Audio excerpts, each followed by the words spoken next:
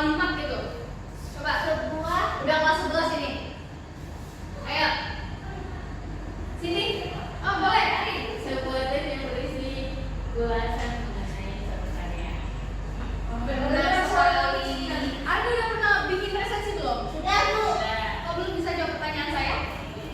Hahaha. Wah, pokoknya kita Oh. bakal belajar bersama-sama ya. Kita tepuk tangan dulu buat Ari. Jadi apa sih itu resensi? Resensi itu adalah gimana kita bisa membuat teks berupa penilaian terhadap suatu karya. Karyanya bisa apa? Coba. Isi. Musik. Resensi ini punya struktur anak-anak.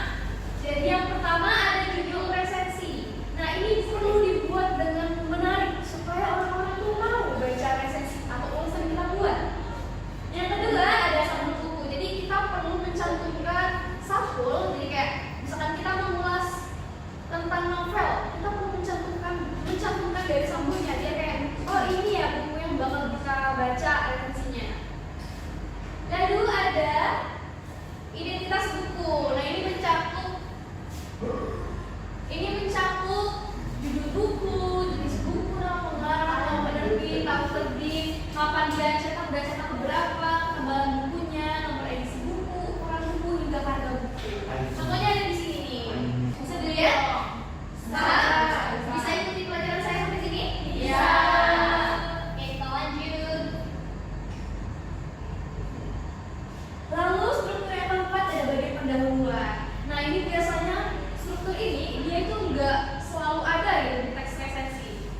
Di sini lebih ke gimana pengarang memperkenalkan, gimana kita memperkenalkan pengarangnya, terus karya lainnya yang juga pernah ditulis oleh pengarangnya, terus hingga tujuan pengarang menulis bukunya. Di sini ada contohnya ya anak. Ada yang bisa belum selesai, saya boleh deh sini. Tidak mudah menjadi perempuan, katanya. Chen Namju merupakan seorang penulis asal Seoul, Korea Selatan yang memiliki ketertarikan terhadap isu perempuan. Kali ini ia menerbitkan sebuah buku nutrisi berjudul Feminist, yang merupakan kumpulan cerita pendek menyentuh hati dari para perempuan di Korea Selatan. Dalam pembuatannya, penulis bertemu lebih dari 60 perempuan berusia mulai dari 9 hingga 69 tahun untuk mendengarkan kisah mereka. Oke, terima kasih Cindy sudah menjadi sukarelawan. Cindy mengerti kan? Mengerti? Oke, kita lanjut ke struktur yang kelima. Isi resensi ini memuat inti dari apa yang kita tinjau dan kita ulas. Jadi di sini memuat sinopsis singkat karya. Jadi kita perlu membuat secara garis besar saja. Jangan mendetail sampai hal-hal yang penting itu nggak perlu disebutin. Terus ada dia bersifat subjektif dan memuat kelebihan serta kekurangan karya. Pasti kalian pernah bikin resensi kan tadi? Coba deh, ada yang mau bantu nggak? Kayak kalian udah pernah baca novel apa dan kekurangan kelebihannya apa? Boleh? Siapapun? Volunteer? Ada? Oke. Kamu sudah pernah membaca buku apa ini? Nak? Baik. Ya, aku baca. Bulan terbelah di langit Amerika. Kelebihannya apa? Kelebihannya apa? Sebutin. Dari buku itu apakah dia gaya bahasanya bagus? Gaya bahasanya bagus karena penulisnya itu Jangan bukan.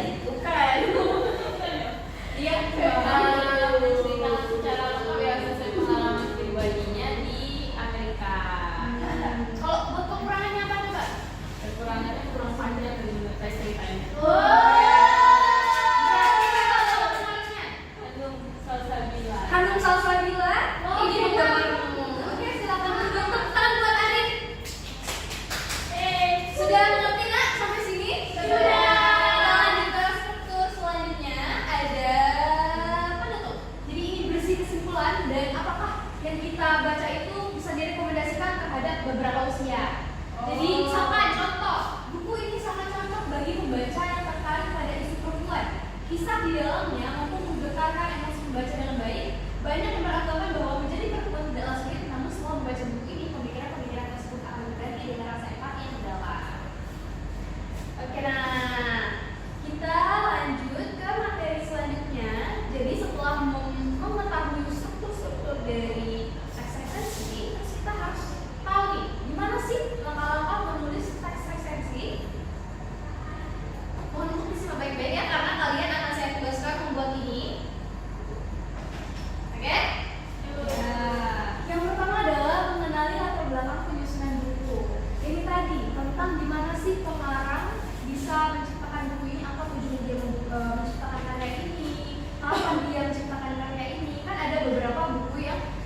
dalam masa reformasi. Jadi kita bisa apa ya, lebih tahu pemaknaannya secara lebih mendalam gitu. Terus yang kedua ada membaca isi buku. Ini jelas ya, kalau misalnya kita pengen buat resensi, kita perlu membaca keseluruhan isi buku. Kalau kita nggak baca semuanya, apakah bisa bikin resensi? Oh, Raiso. Raiso, oke, betul. Yang ketiga adalah membuat ringkasan atau sinopsis buku. Yang ini tadi kita perlu bikin sinopsis yang nggak perlu panjang banget, tapi cukup bisa memberikan pemahaman apa ya, pemahaman bagi pembacanya. Yang keempat adalah melakukan penilaian buku. Nah ini tadi melingkupi kelebihan dan kekurangan. Terus yang kelima menulis sasaran pembaca buku. Apakah buku itu lebih cocok untuk semua usia, ataukah untuk anak-anak aja, untuk orang dewasa aja? Ada batasan usia dan tidak semua usia itu bisa membaca semua buku. Dan keenam adalah membuat resensi sesuai kerangka atau struktur resensi. Jadi setelah kita mengikuti 1-5 langkah itu, kita baru bisa membuat resensi berdasarkan struktur yang sudah kita pelajari tadi. Oke, sudah siap dengan tugas yang saya berikan? Anda saya berikan? Oke, saya akan kirim link. Jadi link itu isinya contoh teks resensi. Saya pengen kalian mengidentifikasi teks itu berdasarkan strukturnya. Tapi kayak singkat aja, apakah di dalamnya sudah terdapat judul, sudah terdapat identitas. Oke, boleh dibuat, ini berapa orang ya? 10. Boleh dibuat 2 kelompok aja. Diskusi ya. Iya, 5-5. Ibu kasih waktu 5 menit karena itu tugas yang mudah. Diskusi. Yang nggak diskusi betul-betul ya kalian. Kok masih ada diskusi pelan-pelan aja nak?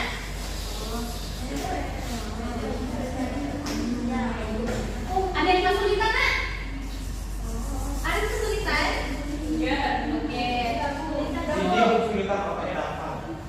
Ya? Sudah.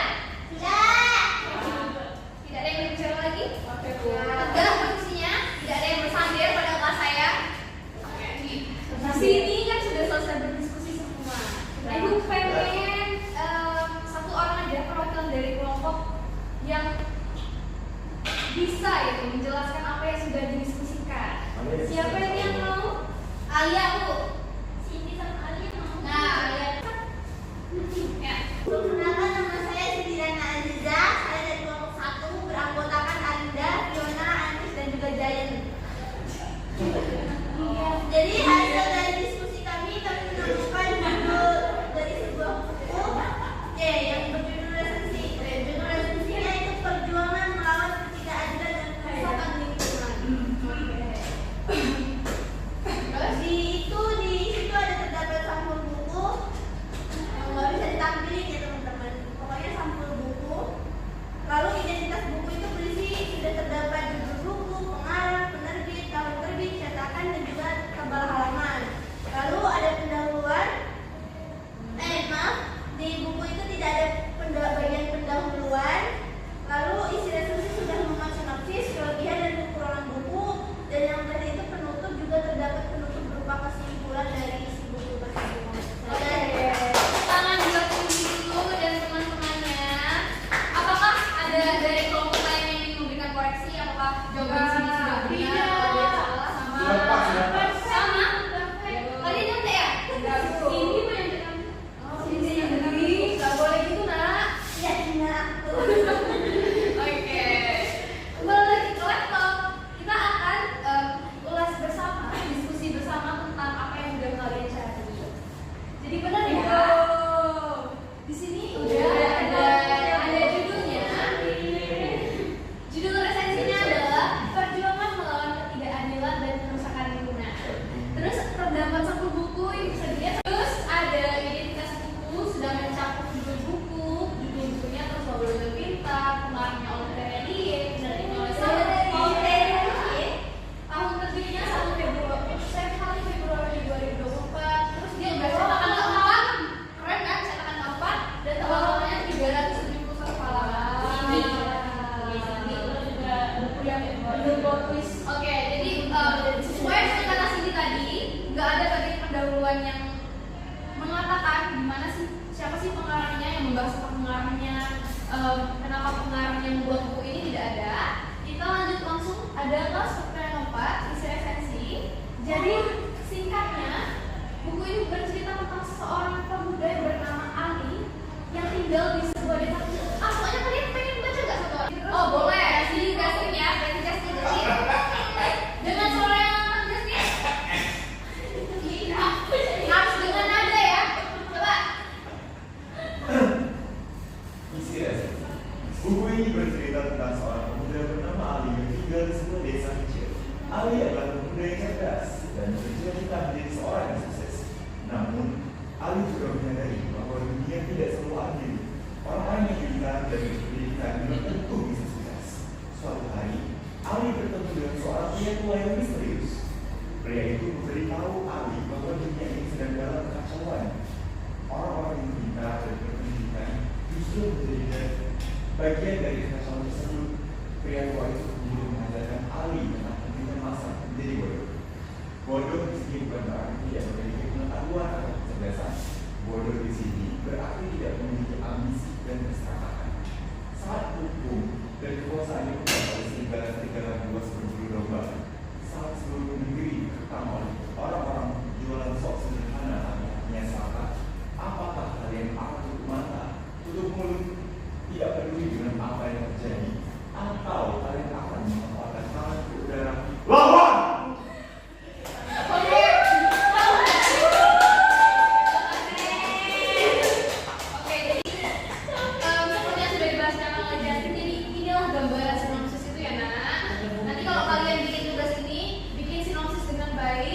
dengan penggunaan kata-kata yang benar, harus teliti.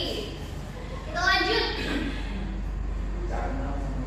Terus dari sinopsis itu juga kita bisa mengulas kelebihan dan kekurangan bukunya. Jadi kelebihan dari Crusoe bodoh dan pintar, ceritanya sangat menarik karena karakternya beragam, terus menambah pengetahuan kita tentang konflik dan hukum agraria, bahasa dan tulisan yang mudah dimengerti, dan memperhatikan isu sosial. Kekurangannya adalah akhir cerita dan penyelesaian masalah yang tidak realistis dan juga latar belakang tokoh yang kurang diperjelas. Oke.